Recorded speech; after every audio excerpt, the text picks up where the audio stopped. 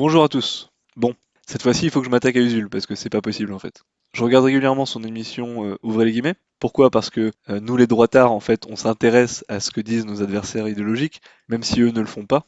Ils préfèrent s'intéresser à l'homme de paille, nous on s'intéresse à ce qu'ils disent. C'est un peu la différence entre les gauchistes et les droitards.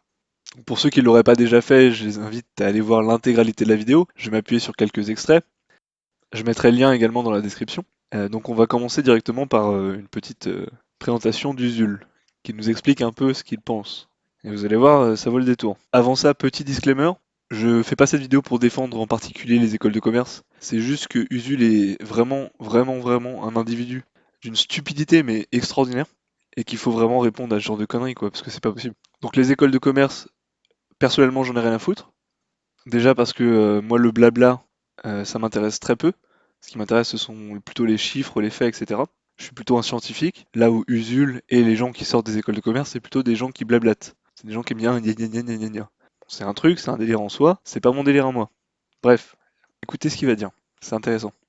Alors bien sûr, on va commencer par la base. On peut légitimement être choqué de voir des écoles si chères dans un pays qui nous parle d'égalité des chances. Dans un rapport de 2012, la Cour des comptes elle-même alertait sur ce qu'elle appelait une forte discrimination d'accès aux écoles de commerce par l'argent. Ces grandes écoles sélectives forment les donneurs d'ordre, les managers et les chefs d'entreprise de demain. Les cadres du système capitaliste seront donc issus des classes dominantes, celles qui ont les moyens d'investir 30 000, 40 000 euros dans la scolarité de leur enfant. Attention, il est tout à fait possible de faire un prêt étudiant, ça peut être un investissement rentable, faut juste pas se planter quoi. Pas se planter d'école tout d'abord, c'est le privé donc c'est concurrentiel, c'est un marché et tous les diplômes ne se valent pas. Une des premières choses qu'Usul dit dans cet extrait, c'est que les écoles de commerce ça coûte cher. D'accord. Sauf que, en fait, ce qu'Usul ne comprend pas, c'est que les gens qui offrent des écoles de commerce à leurs gamins, eh ben, en fait, ils payent également l'école publique. Donc en fait, ils payent deux fois. Et ils choisissent de mettre leurs enfants dans le privé. Intéressant. Si vous avez déjà payé un service, mais que vous préférez ne pas l'utiliser parce que, selon vous, il n'est pas d'assez bonne qualité, et que vous préférez payer un coût supplémentaire pour payer un autre service, alors que vous avez déjà payé le service, je vous explique, hein, bah, ça prouve en quelque sorte que le service public c'est de la merde. Parce que si les élites économiques considèrent qu'il est plus intéressant économiquement de payer deux fois l'école plutôt que d'envoyer leurs gamins dans le public, c'est révélateur sur l'état de l'école publique en France. Ce sont des gens qui sont radins, je le rappelle, en tout cas, d'après le camp idéologique d'Usul. Alors, je vais pas lui donner tout à fait tort là-dessus, mais si le public était capable de former, entre guillemets, des élites économiques, eh ben on n'aurait pas besoin, enfin, en tout cas, ces gens n'auraient pas besoin de payer deux fois le service, ils payent actuellement deux fois. Donc une fois à travers leurs impôts, et une deuxième fois en payant une école privée. Maintenant, la deuxième chose qui est intéressante, qui est dite également dans cet extrait, c'est que, je suis désolé, je vais rigoler, mais dans le privé, tous les diplômes ne se valent pas. D'accord. Mais est-ce que Usul a été capable de réfléchir plus de 2 secondes et de se rendre compte que c'est également le cas dans le public? C'est-à-dire que un diplôme d'ingénieur qui est fait dans une école publique, ça a beaucoup plus de valeur qu'un diplôme de sociologie ou de théorie du genre ou de conneries de ce style. Ou même de géographie, je suis désolé. Deux diplômes qui sont faits dans deux universités différentes, même si c'est deux universités publiques, même si c'est le même diplôme, ça peut ne pas avoir la même valeur. Alors, je sais bien qu'Usul fait partie de ce camp idéologique pour qui tout se vaut. Toutes les cultures se valent, tout est équivalent, tout se vaut, tous les êtres humains sont égaux en tout, euh, ce qui est une position idéologique, ce qui n'est pas réellement une position scientifique. Mais bon. Alors ne parlons pas de science et Usul, hein, puisque lui c'est un littéraire invertébré, oui j'ai bien dit invertébré, et qu'il est probablement plus aisé d'apprendre à une poule à compter que d'apprendre à Usul à compter. Les élèves et les parents doivent faire des choix et investir dans un bon diplôme, et le privé ça paraît souvent être un choix raisonnable, mais à quel prix pour les élèves eux-mêmes? Alors actuellement en deuxième année d'école de commerce et après 3 ans de prépa et un prêt de 35 000 euros à la banque, je peux vous dire une chose. Ne faites pas d'école de commerce. Donc l'extrait qu'on vient d'entendre, excusez-moi j'ai envie de rigoler. Donc l'extrait qu'on vient d'entendre, euh, c'est Usul qui donne la parole à une autre personne, donc une personne française comme vous et moi, voire même plus que vous, qui nous explique donc qu'elle a fait le choix très judicieux. Ça serait intéressant de lui donner un test de QI à cette personne pour voir quels sont les résultats. Elle a fait le choix très judicieux de faire un prêt de 35 000 euros à la banque pour faire des études qu'elle n'a apparemment pas terminées. Putain, j'en peux plus. Donc j'imagine que pour Usul, c'est censé prouver que les étudiants, alors pas cette personne-là en particulier, parce que bien entendu, voilà, elle a un background ethnique très spécifique. Donc à mon avis, Usul pense que cette personne-là, elle s'est fait juste arnaquer. Mais c'est juste pour montrer en fait que les étudiants en des écoles de commerce sont un peu perdus, ils font un peu n'importe quoi. Bien sûr, pour Usul, ça n'a rien à voir avec le fait que le QI de cette personne est probablement autour des 85, je sais pas, 90 grand maximum. Bon, je vous mets la suite de l'extrait parce que c'est quand même intéressant. On en apprend sur les tribus qui composent la France. Première chose, déjà en école de commerce, on n'apprend rien. Miss Letty a fait prépa. C'est souvent nécessaire pour intégrer les meilleurs de ces écoles.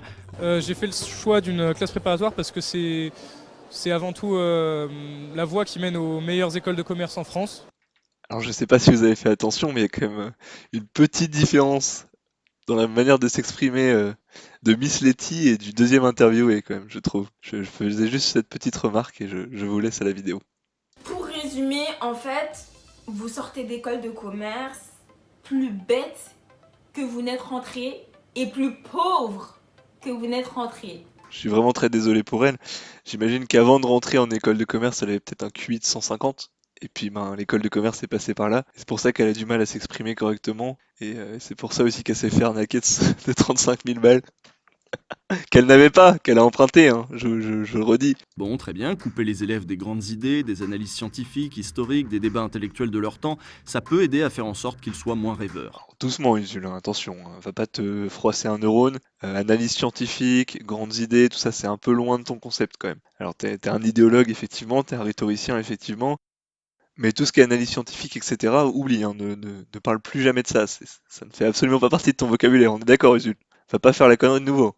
Pour constituer une population étudiante homogène, un entre-soi dans lequel les élèves vont apprendre à devenir des dominants au contact des autres enfants de la classe dominante. Donc là, je vais m'arrêter de troller 2 secondes, parce qu'effectivement, c'est intéressant ce qu'il dit. Mais c'est pas intéressant pour les raisons pour lesquelles il pense. C'est intéressant pour d'autres raisons. C'est intéressant parce qu'en fait, je trouve que ça s'applique assez bien également aux facs de lettres, aux facs de sociologie. Vous savez, vous connaissez peut-être Rennes 2, hein, vous connaissez peut-être Tolbiac, ce genre de fac, où il y a effectivement des ensembles homogènes, idéologiquement parlant, où d'ailleurs pas forcément tous les étudiants pensent la même chose, mais ceux qui ne pensent pas comme les syndicats étudiants ou les groupes antifa, etc., n'ont pas vraiment le droit à la parole.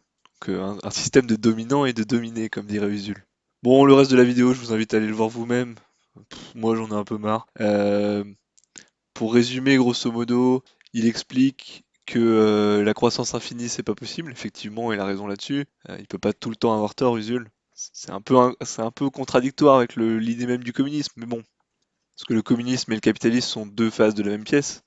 Le matérialisme internationaliste, hein, ce sont deux systèmes qui sont basés uniquement sur le matériel et sur l'internationalisme, c'est-à-dire la disparition des frontières et la possibilité pour tous les êtres humains de vivre heureux dans un système utopique où il n'y aurait plus de différence de race et tout le monde. Enfin bref, vous connaissez le tableau. Enfin bref, tout ça pour dire à Usul, si jamais tu tombes sur cette vidéo, réfléchis 2 secondes. Le communisme présuppose également une croissance infinie, puisque selon ton idéologie, il faut absolument que les richesses soient distribuées, et pour que les richesses soient distribuées, il faut qu'elles continuent d'être produites. Et comme la population de la Terre augmente, alors je sais que ça n'a rien à voir avec toi, puisque toi tu n'auras sans doute jamais d'enfants, parce qu'effectivement, pour avoir des enfants, quand on est un homme, il faut trouver une femme, et une femme qui veut garder son vagin, donc tu n'auras probablement jamais d'enfants. Mais ça veut pas dire que en Afrique noire, ils vont arrêter d'avoir des gosses.